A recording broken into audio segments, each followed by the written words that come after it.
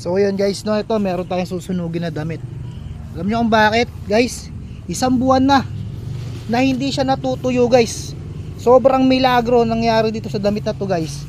Ayan, oh, basa pa rin guys. Ang dami na, maraming tao na napagsabihan ko nito at nagsubaybay din sa damit na to guys. Alam mo, biruin nyo, pinapatuyuan to maghapon.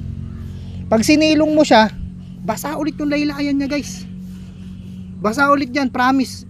Di na ako magmamahabang salita pa, pero talagang nakakahiwaga. Simula nun, hindi ko na to sinuot.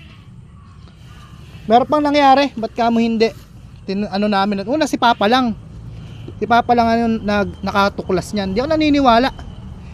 So nangyari, ginawa ko, pinatuyo ko, sinilong ko. Kinabukasan, basa ulit siya. Sabi ko, nasa isip ko, baka ako natuluan lang sa bubong. So ginawa ko, na yun, 2 weeks na nangyayari sa damit na yun na ito. Itong pang 3rd week ako na umasikaso. Ginawa ko, sinama ko sa biyahe, nilagay ko sa kulong-kulong ko, sinabit ko para talaga matuyo siya, matiktik siya. Ngayon, pagbalik ko, maghapon ko rin siya sinampay. Hindi umulan nun.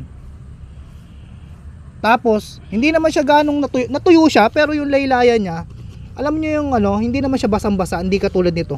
Talagang basa. Pag piniga mo siya, ramdam mo yung tubig. Yun parang maligam-gam na lang. Parang malamig na lang. Inaabot guys, ginawa ko, sinampay ko siya sa loob ng tindahan ko. Buong magdamag, walang tulo doon sa spot na nilagay ko. Kinabukasan guys, basa guys, tumutulo pa.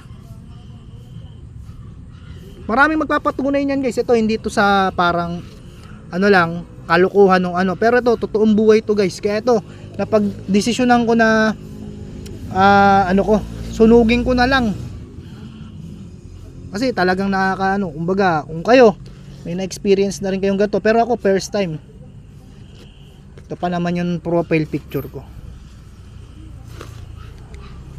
Try kong susunugin na lang namin. Kasi wala mamaya kung ano pang mangyayari sa atin.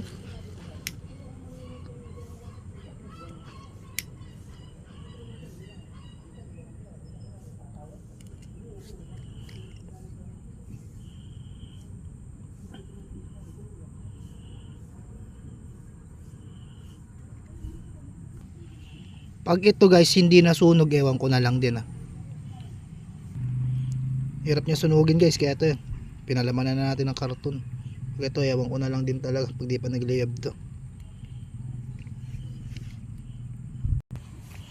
Gusto ko kasi siya makita guys na susunog talaga. So yan guys, talaga nasusunog na siya. Check natin mamaya pagka nawala ni Apoy kung talaga nasunog yung damit. Maraming salamat, let's go. Pagtakaling din kasi guys,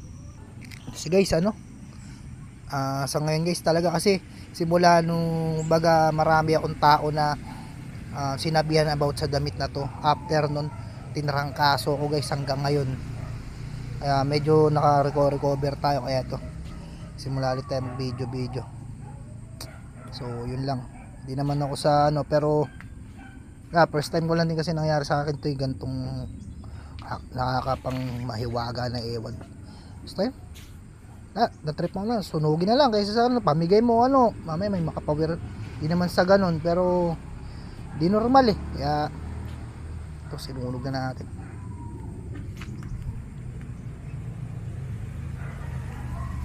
So yun na.